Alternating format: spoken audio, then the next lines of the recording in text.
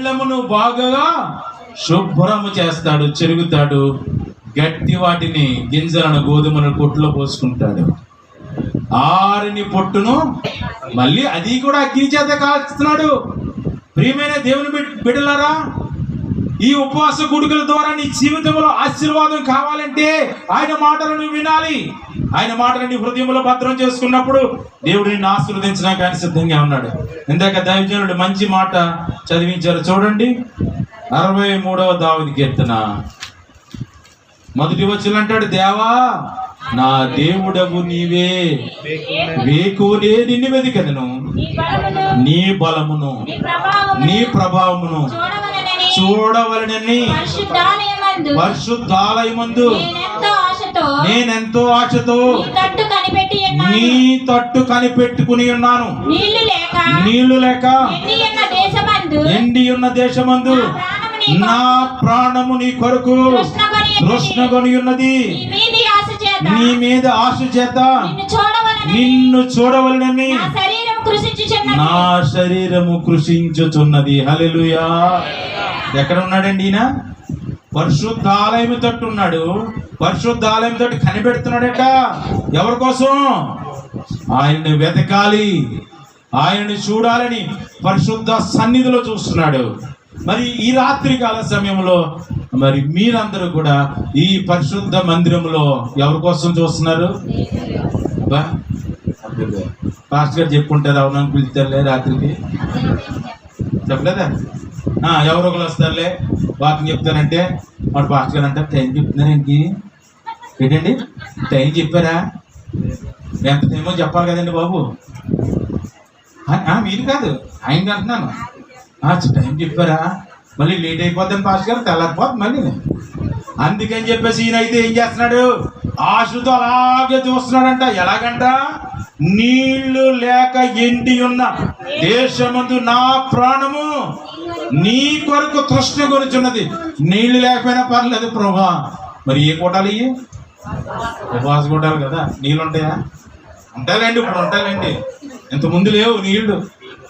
ఆ పందిర్లో పడి ఆ మీటింగ్ అయిపోయిన తర్వాత అలా పడుకోవడం, అలా లేగడం, మళ్ళీ మొహం కొడుకోవడం, మళ్ళీ కూర్చోవడం, మళ్ళీ తెల్లవారుజామున ప్రార్థన, దిగ్గుజామున ప్రార్థన ఇప్పుడు లేవు.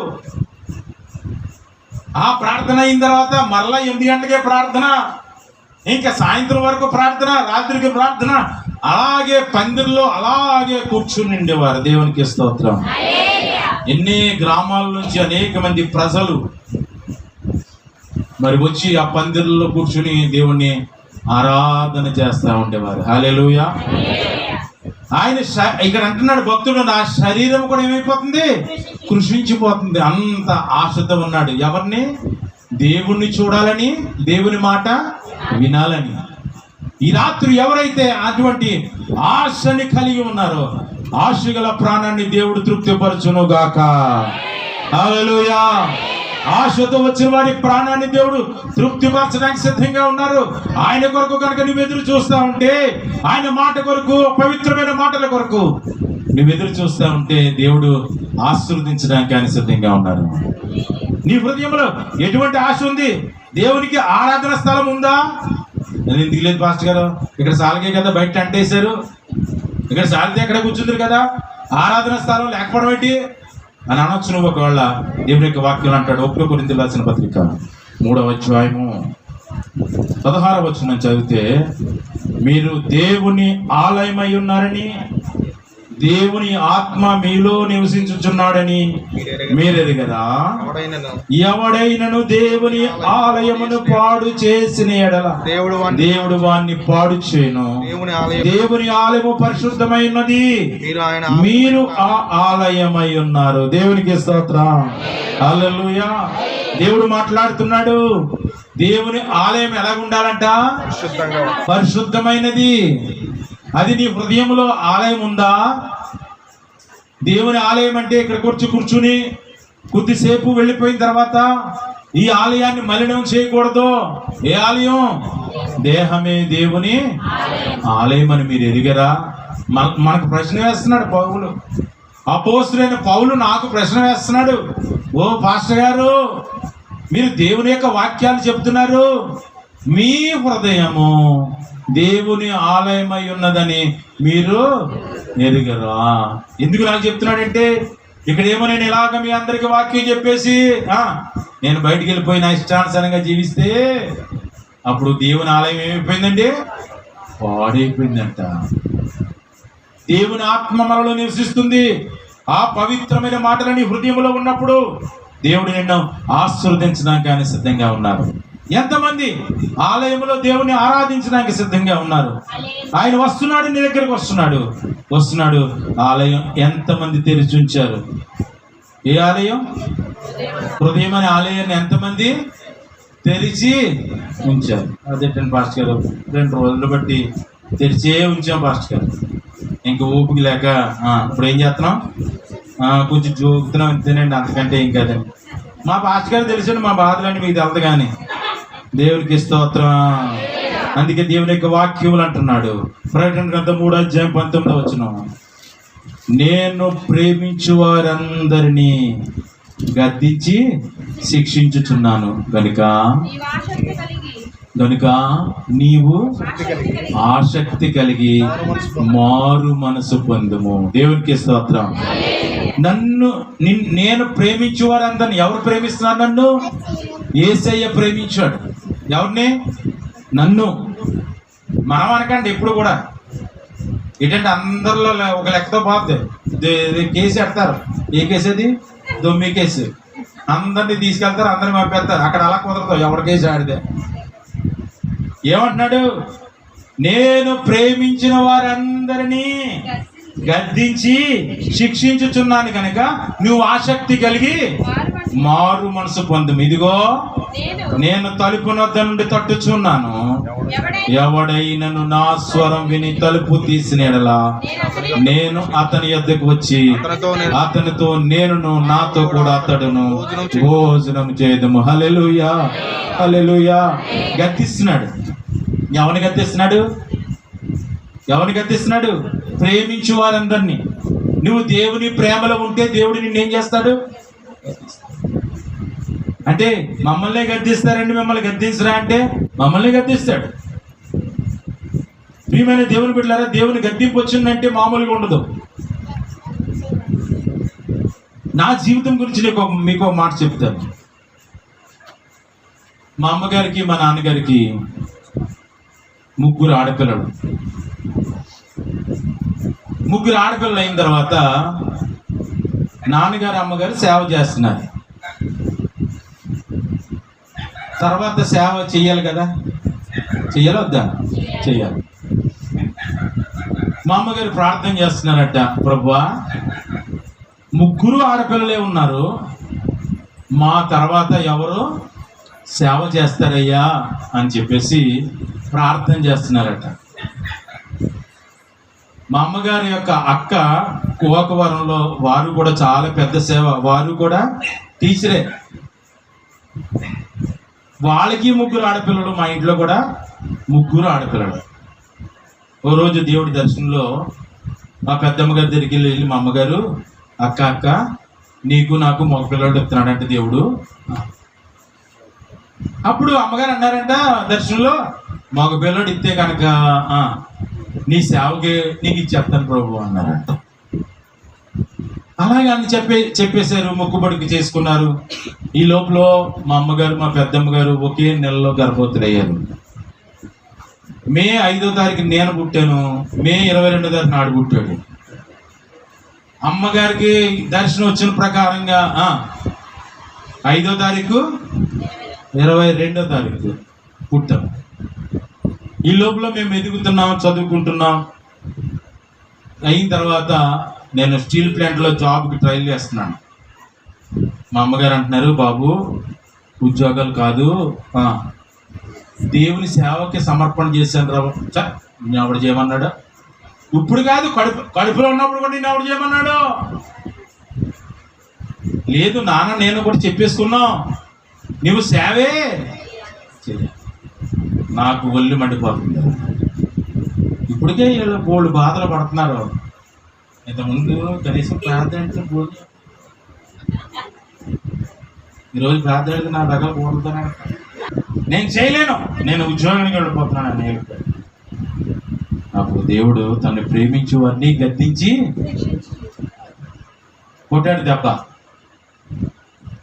అప్పుడు జిఎస్ఎల్ హాస్పిటల్ దగ్గరలో, అప్పుడు సింగిల్ రోడ్డే, డబుల్ రోడ్లు లేవు.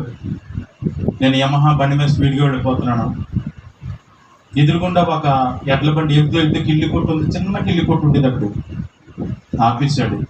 చినుకులు పడుతున్నాయి. నేనేం చేయలేక ఇటు లారీలు వచ్చేస్తున్నాయి. ఇంకేం చేయలేని స్థితిలో ఎడ్ల బండి కొట్టి పడిపోయినాడు. ప్రియమైన దేవుని బిడ్డలారా, భయంకరమైన పరిస్థితి నాది. ఐసీలో వేశారు. పరిస్థితి బాగాలేదు. లోపలంతా రక్తంతో నిండిపోయింది. పాస్కి వెళ్ళినా, బాత్రూమ్కి వెళ్ళినా రక్తమే వస్తుంది. డాక్టర్స్ అందరికి లాభం లేదు. పెద్ద ఆపరేషన్ చేసేది. లోనంతా పేగులు, ఆ రాళ్ళు గుచ్చుకుపోయి ప్రాబ్లంగా ఉంది. నా ఆశ వేరేగా ఉంది, దేవుని యొక్క ఆశ వేరేగా. అందుకే తను ప్రేమించు వారిని గద్దించి శిక్షిస్తాడు. మాట వినకపోతే మరి నేను దేవుని యొక్క సేవకులు బిడ్డనయ్యిండు కూడా మాట వినట్లే, నాకు ఉద్యోగమే ముఖ్యమని వెళ్ళిపోయాను. అప్పుడు ఆపరేషన్కి రెడీ చేస్తున్నారంతా. ఆ రక్తం కనుక గడ్డి కడితే చాలా ప్రమాదం అన్నారు. అంతలోకి ఎవరో ఒక స్కానింగ్ డాక్టర్ వచ్చాడు. కంగారు పడకండి, నేను కూడా ఒకసారి చూస్తానని చెప్పేసి నా కడుపంతా స్కానింగ్ చేస్తున్నాడు. స్కానింగ్ చేసేటప్పుడు చెప్పాడు, 8 అంగుళాలు సూది, మనకి ఇంజక్షన్ చేసేది ఎంత ఉంటుంది చిన్నది, అలాంటిది 8 అంగుళాలు సూది తెప్పించాడు. ఐసీ రూమ్లో అంటున్నాడు, నువ్వు కంగారు పడుకో, నీకు నాకు ఎలా చూపించాడు, మళ్ళీ నువ్వేం కంగారు పడుకుంది, నీ లోపల కంటే దించేస్తున్నాను అని చెప్పి ఆ స్కానింగ్ దగ్గర పెట్టుకుని లోపలికి దించి అక్కడ వస్తున్న రక్తాన్ని లాగుతున్నాడు, పక్కనేస్తున్నాడు, లాగుతున్నాడు, పక్కనేస్తున్నాడు. ఆ రాత్రి అంతా అలా చేశాడు. దేవునికి స్తోత్రం, హల్లెలూయా. ఆ డాక్టర్ అన్నాడు, ఇప్పుడు ఆపరేషను అవసరం లేదు, ఇప్పుడు అర్జెంటుగా మెడిసిన్ పంపించండి అన్నాడు.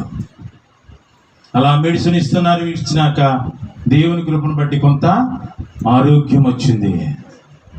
ఆ తర్వాత ఆ సమయంలో దేవుడు అంటున్నాడు, ఏం చేస్తావు, ఉద్యోగం చేసుకుంటావా లేతే దేవుని సేవ చేస్తావా అంటే, అప్పుడు చెప్పాను, దేవా బ్రతికి బయటకు వస్తే నీ సేవే చేస్తాను. హల్లెలూయా. ఎందుకంటే చాలా మందికి ఏం పని లేదండి. నాకు చాలా హ్యాండిల్ చేసేవారు, బాబు నువ్వు మాస్టర్ అబ్బాయివి, నువ్వు కూడా ఏదో మాస్టర్ ఉద్యోగం చేసుకోవచ్చు కదా. ఆ టైంలో లైట్ పెట్టుకుని అప్పనపాలెం, మా ఊరు అవతల ఒక అప్పనపాలెం ఉందా, కాలువ దాటి వెళ్ళాలి. ఇప్పుడైతే బ్రిడ్జ్ చేశారు, ఆ బ్రిడ్జి కూడా కూలిపోయింది మన వరదలకి. అక్కడికి వెళ్తున్నప్పుడు అప్పుడు మీకు కెర్లంపూడి సైడ్ చెరుకు పెనాలు ఉంటాయి కదా, బెల్లం వండుతారు. ఆ బెల్లం మీద కూర్చోబెట్టి తోసుకెళ్తారు. ఎందుకంటే మా నాన్నగారు హెడ్ మాస్టర్ కనుక ఆయన కోసం ఆ బండి పెనం వేసేవారు, ఆ పెనం మీద దోసుకుపోయేవారు. అంటే స్కూల్కి చెప్పేసాక మళ్ళీ అవతల తెచ్చేవారు. అలాంటి పెనం మీద మేము కూడా సువార్తకి వెళ్తుంటే, బాబు ఎందుకు వచ్చింది ఆ గుప్పుడు బియ్యానికి, గుప్పుడికి వెళ్తావు ఏంటా, గుప్పుడు బియ్యానికి గుప్పుడు ఉద్యోగం చేసుకొని. ఎన్నో శ్రమలు, ఎన్నో కష్టాలు. ఈ దేవుని నుండి మాధుర్యము వాళ్ళకి తెలియదు. ఈయనేమో శిక్షించేస్తున్నాడు, ఎవరో ప్రేమించిన దేవుడు శిక్షించేస్తున్నాడు. బయట వాళ్ళేమో సూటిపోటి మాటలు. దేవుని బిడ్డలారా, అప్పుడు దేవుడితో చెప్పాను, లేదయ్యా ఏదేమైనా సరే ఇంకా నీ యొక్క సేవ చేస్తాను. బయటకు వచ్చాను. హాస్పిటల్ నుంచి బయటకు వచ్చాక డాక్టర్ చెప్పాడు, ఒక నెల రోజుల వరకు ఓన్లీ నీళ్ళు వేసుకుని అన్నం తినాలి. ఒక నెల రోజులకి కొద్దిగా మజ్జిగ వేసుకుని అన్నం తినాలి. ఒక నెల రోజులు కొద్దిగా చారు వేసుకుని కారం లేకుండా అలాగ నువ్వు తినుకుంటా వస్తే నీకు ఆరోగ్యం కుదిరి పడుతుంది అన్నాడు. దేవునికి స్తోత్రం. దేవుడు చెప్పినట్లుగా అలా చేసుకుంటూ వస్తే దేవుడు ఆరోగ్యం ఇచ్చాడు. దేవుని సేవ చేయడానికి దేవుడు కృప ఇచ్చాడు. దేవునికి స్తోత్రం, హల్లెలూయా. కనుక ప్రియమైన దేవుని బిడ్డలారా, ఎవరిని శిక్షిస్తాడు? ఎవరిని శిక్షిస్తాడు? చెప్పట్లేదు ఎవరు కూడా. ఆయన ఎవరినైతే ప్రేమిస్తాడో. నాకే వచ్చేస్తున్నాయండి కష్టాలు, ఇది ఒక ఊత పదం అయిపోద్ది. ఎవరికే? నాకు. ఎప్పుడు చూసినా ఏ కష్టాలా? దేవుడు చెప్తున్నాడు, తన్ను ప్రేమించు వారిని ఏం చేస్తాడు? గద్దిస్తాడు, శిక్షిస్తాడు. నీ తలుపు దగ్గర ఉండి తడుతున్నాడు. ఆయన స్వరం వింటే నీతో కలిసి ఆయన ఏం చేస్తాడట? భోజనం చేస్తాడట. దేవునికి స్తోత్రం.